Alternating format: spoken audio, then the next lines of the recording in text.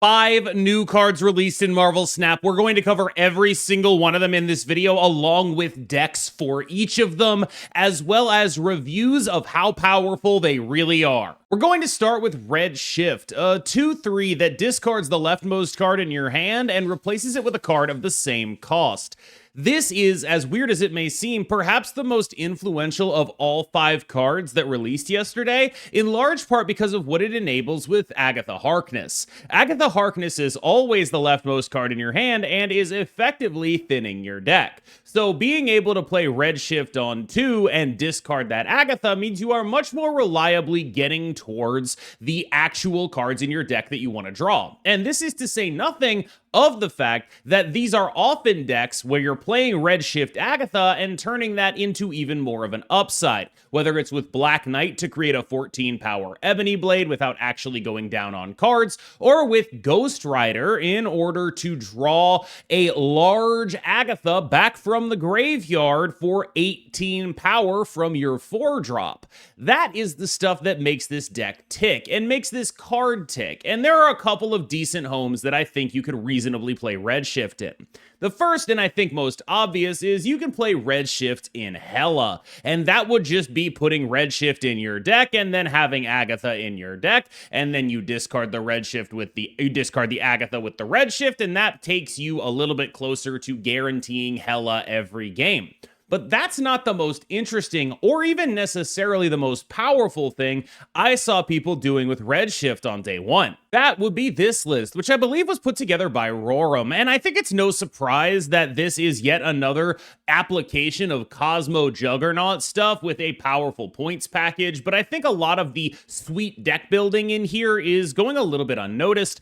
First of all, the 6-drop that you get is a created card, meaning that it's buffed by, of course, Victoria Hand. It's discounted by Quinjet, and that means that you can do a lot of really crazy stuff. You get to be a little bit more of a weird generated 6-drops deck, but what's really cool about this, in my opinion, is the inclusion of Luna Snow, because that 7 energy is so crucial. That 7 energy allows you to play a 4-cost card, and keep in mind there are plenty of discounts here, but the one that we're looking at the most is usually Ghost Rider, or maybe Ebony Blade.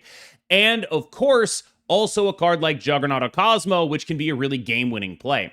Typically, the way you want to play Marvel Snap is to do something that wins one lane or locks up one lane and threaten another lane on the final turn of the game. This deck absolutely has the ability to do that. Juggernaut Ghost Rider final turn off the Luna Snow is extremely powerful, and the rest of what this deck is doing is very strong, normal Victoria Hand stuff. We were in a metagame where you'd Luna Snow into Infinity Ultron and it would just be pretty good. But this is what juices this deck up, the Red Shift package, to compete with all of the Invisible Woman First Steps decks out there. You can really go points for points on those. And because the Invisible Woman First Steps decks are overwhelmingly deploying their power on the final turns of the game, Juggernaut is an incredibly powerful card against them in terms of locking a lane up and then massively threatening another lane with a revived Agatha or an Ebony Blade. That is a lot of what this deck is trying to do. Use Juggernaut proactively against the Invisible Woman First Steps decks, because you're often going to have priority just by virtue of playing the deck you're playing against them. Now, there are weaknesses. They can get those cards down earlier. Juggernaut can be a little bit vulnerable. There are things that can be bad about what happens when you play a deck like this. But largely, this is the most exciting deck of any of the decks I've seen with any of the new cards, in my humble opinion. I think this is a legitimate actual deck. And that's a little bit weird. We just saw what happens in Grand Arena when people start playing Agatha for real. I'm not saying this deck is as good as the Agatha decks in Grand Arena. I don't think that it is. But I do think that we're sort of knocking on the door of why does Agatha work like this when we're doing Red Shift stuff with her specifically. And I think the added consistency that this deck has, like, you know they're gonna Juggernaut you. They have to get pretty unlucky to not Juggernaut Ghost Rider you, because there's only 2 cards left in their deck on the final turn of the game as opposed to 3. And like that matters. Like, it does matter that they effectively just get an extra roll at all of these incredibly impactful cards. you are very much more able to be like, well, I know what they have because they probably do have it. You're not able to cope stay against a deck like this a lot. Next up is Galactus First Steps, the card on the Season Pass, a 6/12 that gets an additional 2 power for every turn that ends with the card that is its herald, which is whatever card you played as soon as you saw Galactus, winning its location. I think this card is largely in a bit of a problematic spot because of its nature as a big 6. This is not a wonderful meta for things that are trying to ramp into big one-spot guys, and I think the deck that we just talked about is a great example of why. When you look at that previous deck, which is, in my opinion, a pretty good deck, it gets to make 18 power out of a Ghost Rider and then also play Juggernaut on the final turn. This guy can get to 18 power, but it takes a little bit of work. And I do think that that is largely the issue that Galactus First Steps runs into. For once, we are not in a metagame that is dominated by things like, that are able to lock up lanes very early. We're in a metagame that is actually full of late game power spikes, whether those be from Invisible Woman First Steps or late Victoria hands, or a variety of things of that nature. This is a card that can very easily be smaller than a Havoc in some situations, and that's just not worth investing the 6 energy in a lot of the time. One of the places that I think it can excel is in a Clog deck, because that's the kind of deck where you actually do win locations on turn 5, and you really do want just a really big guy. I do think he makes a ton of sense here, because so many of the Clog cards are excellent heralds. If you're able to do things like make your herald a green goblin, or make your herald, the cards that are locking up the lane, that can go a long way because you'll just continually be winning that lane a lot of the time. It's also very powerful in the context of this is a deck that is able to maximize the utility of a big 6-drop. I'm not 100% sure that this is a functional enough deck, but right now, this is a deck that does fairly reasonably into Invisible Woman First Steps. I'm not going to sit here and act like it's amazing. There are a lot less Merlins, which is one of the big things that this deck does not want to see. And I do think it's a unique take on Galactus himself in the context of this is the kind of thing that allows a card like this to succeed. These are the conditions that have to be met. As is, what's happening in the end of turn decks is that they're getting smaller and smaller and smaller, less and less expensive. So where a week ago they were playing things like Evolved Hulk, right now most of them simply are not. It's actually a little bit of a rarity to even see Evolved Thing. It does happen occasionally, but typically most of those decks have 4s and below in them because of the power that they're able to generate with those 4s and below, leaving them not actually hurting for a big 6 body. And because those decks are able to effectively go under a card like this, that puts Galactus First Steps in an awkward situation in the current metagame.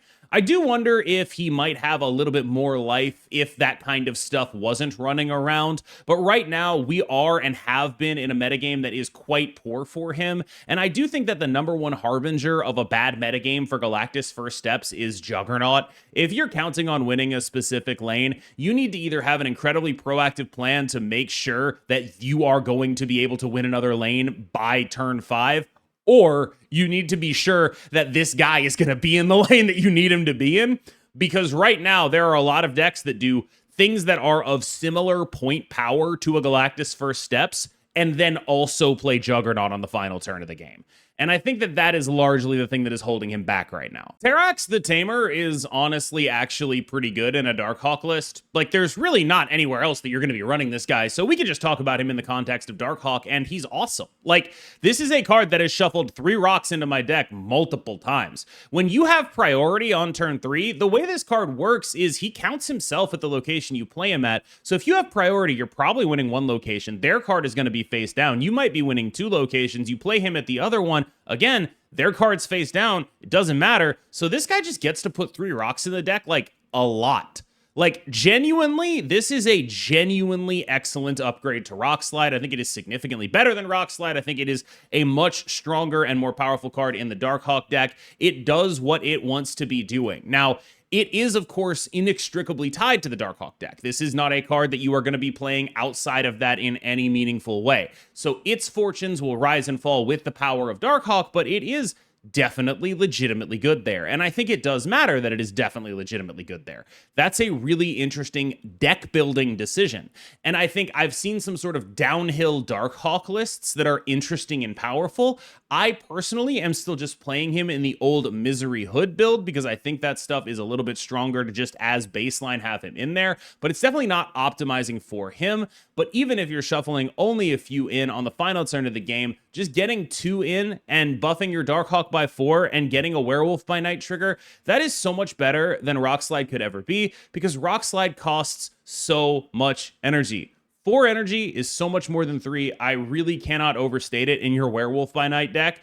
That is a really meaningful upgrade at basically every single stage of the game. If you are a Darkhawk gamer, this guy is part of your package. This is probably the list that I would start with, but it's not the only thing you can do with Terrax. And like, again, I can tell you, I got like 3 rocks in my deck from a Terrax and a 4th from a Korg, and it was like, that is actually meaningful in terms of Darkhawk size. Like, it is legit.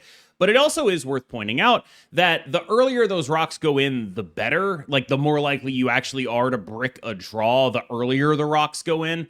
And I think that this deck is not particularly well set up to be an early Terrax deck. It requires you to, like, legitimately commit to him. Like, if you're playing your demon out on the hood lane a lot of the time just to get some priority, you want to really try to actually make things like that happen. He conflicts with some of the 2s and the 3s that you have, like Merlin spells and Werewolf by Night. He can end up coming out on 4, but he comes out on 4 with a Merlin spell, which is just infinitely better.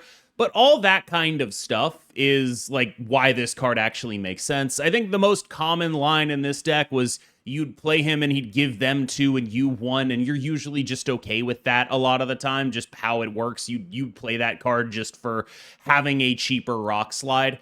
And I think that that is generally just something that you're chill with a lot of the time, because you don't care so much about bricking their draws. You care about it, but you're here to make the Darkhawk bigger. And I think if this deck has a legitimate weakness, it's just that it is at the mercy of its opponent's draws a lot of the time. This is not a deck that has the point ceiling a lot of the time to compete with stuff that is doing really good points in a Juggernaut, whether that be the Invisible Woman First Step shell or even the V-Hand shells. There are decks that are just going to be doing points a little bit better, and I think, unfortunately, a lot of those decks also have the ability to copy and duplicate their cards now. The Invisible Woman decks are playing things like Moon Girl and Frigga. The V-Hand decks are obviously playing that stuff, so they can really mitigate the downside of a bricked draw a lot. I think that I enjoy playing Darkhawk here, but he's definitely tertiary to like the Merlin game plan that we have going on. We have Merlin Wolf, we have Hood Misery. That kind of stuff is the primary in a list like this. And while I think this is good and Terrax is an upgrade to it, I'm actually interested to see if anything else can happen out of this. Like, I've seen people going back to the old Darkhawk Mystique, Gore Mystique AV builds with Terrax. That was pretty cool. I lost to someone blinking a Terrax into a Darkhawk the other day. That was pretty cool. Like, I think that this guy is pretty clearly a meaningful upgrade to Darkhawk, but because he is such a one-deck guy, he is inextricably tied to that card, and as long as that card is not, like, the greatest thing to be doing, Terrax won't be either. But if that card ends up extremely powerful, Terrax is obviously going to be a pretty major part of it because of what an upgrade he is over Rock Slide. Silver Surfer First Steps does a couple of legitimately interesting things. Like, baseline, the Iron Patriot into Silver Surfer stuff is pretty cool. The Gwenpool Silver Surfer stuff is pretty cool. There are a bunch of different directions that you can take this card, I think. Like, there are cool things that it does, but ultimately its stat line of 3/4 leaves me feeling like it's a bit like Prodigy before Invisible Woman came out, which is to say that this is a fine and playable card. Like, you can do stuff with it, but until we find that one defining interaction, I'm just not sure that this card is going to be a top tier deck per se. I think there are some really cool things that this card does, and I like the way it encourages you to play downhill, to sort of constantly apply pressure in order to get these beneficial effects. I think it's a really cool way to play Marvel Snap, especially in a world where the best decks in this game are so often decks that play from behind powerfully.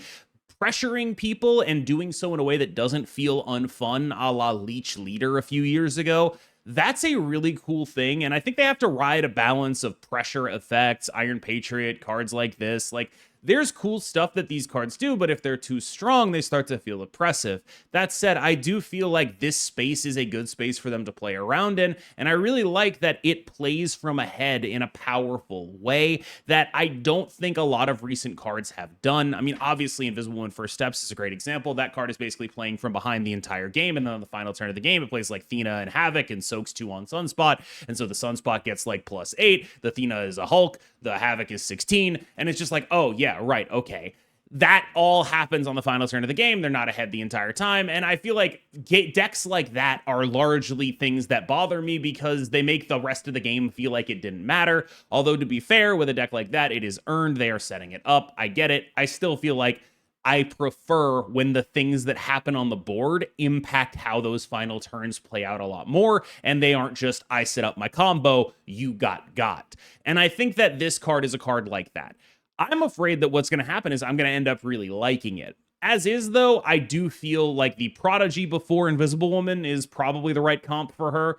This is a card that can do some cool stuff, but none of it feels like it's incredibly required right now, and we're going to have to wait till we find the Brood to her Absorbing Man or the Invisible Woman to her Prodigy before she actually ends up breaking out into the metagame. This list was played by Gamer, and it is exactly the kind of list I love playing. It honestly, when I look at it, feels like it's a little bit lacking in terms of beef, but it just goes downhill in a powerful way and has specific interaction pieces that are meant to pick off various parts of your opponent's combo-y thing and make sure that you can guarantee lane wins with cards like Negasonic, cards like Legion, cards like Eliath. You can do a lot to disrupt your opponent's game plan. And this deck wants to do that from ahead. And that's really the idea here. This deck wants to roll downhill, and then pair like Iron Patriot cards with disruptive cards that allow it to have as much agency over the battlefield and what gets to happen as possible, which is a really interesting position for a downhill deck to take, because it's typically much easier to do that if you're being a reactive deck. But Juggernaut and Negasonic allow you to do that as a proactive option. And I think that's a really cool thing and a really cool space for a deck to play around in. I love the idea of this deck. It is an awesome thing that seems really cool. I do worry that it's a little bit too, I guess, budget, right? Like, where's the Merlin at? Where's the like big guy Cannonball Mercury at?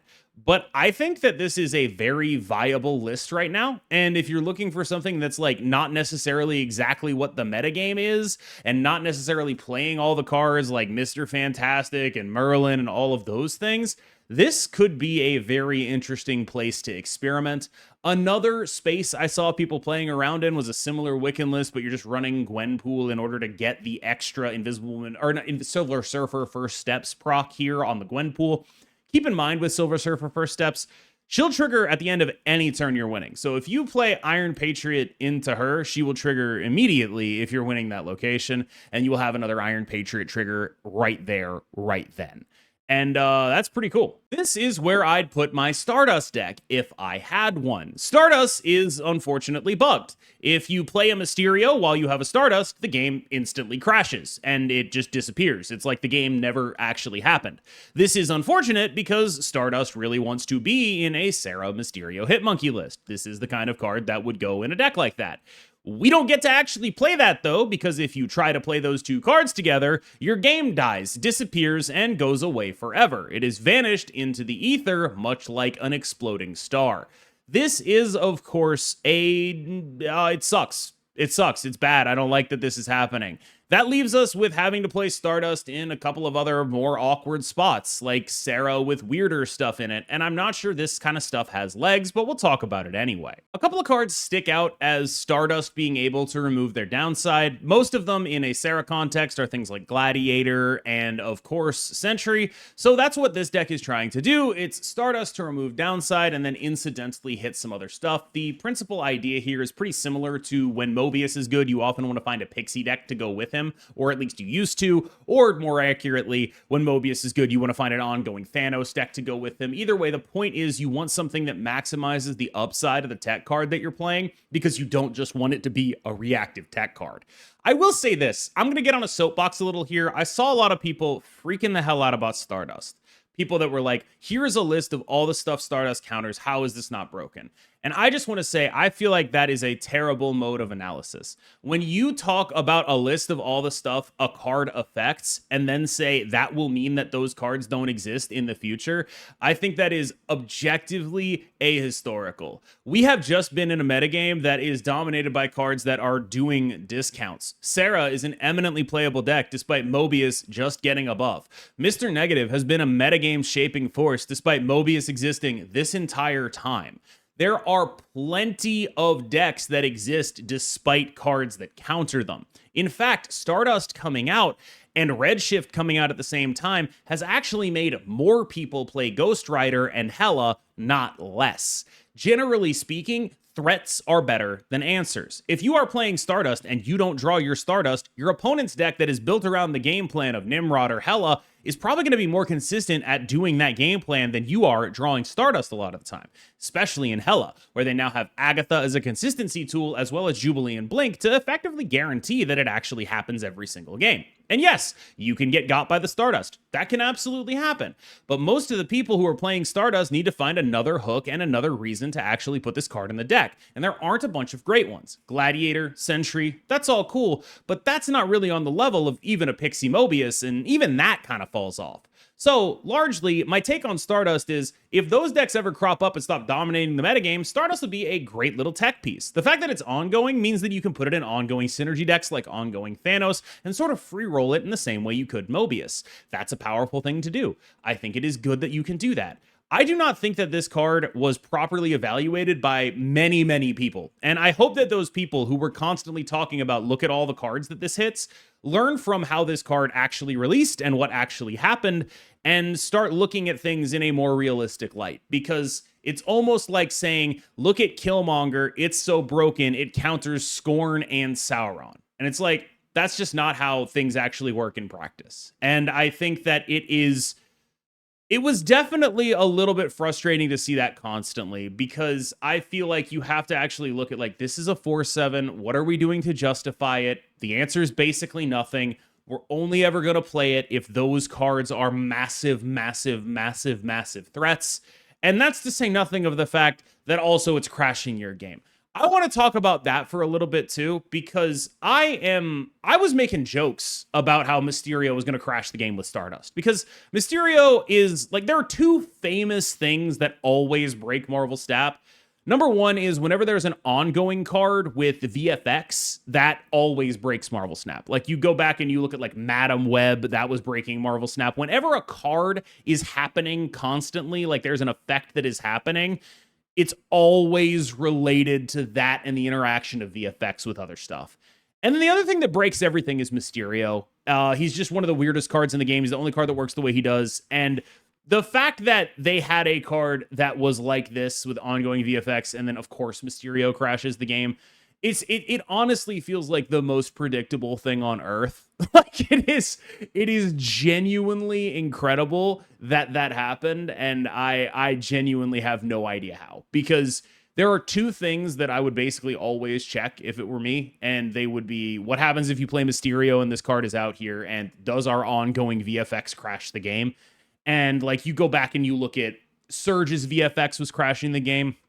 Isle of Silence with anything that had like a discount on it crashed the game or made it lag out, basically. You go, like, that actually still happening with Invisible Woman, by the way, for reasons I can't exactly figure out, but it is in some ways. You go back and you look at Iron Patriot on Isle of Silence. You go back and you look at Madam Web. It's all to do with ongoings and VFX. And then the other like 50% of crashes are all Mysterio. So it's just very funny that this is the intersection of those two exact things. All right, y'all. Thank you so much for watching. As always, I've been KMBest. You've been phenomenal. Remember to like and subscribe, and I will see you in the next one.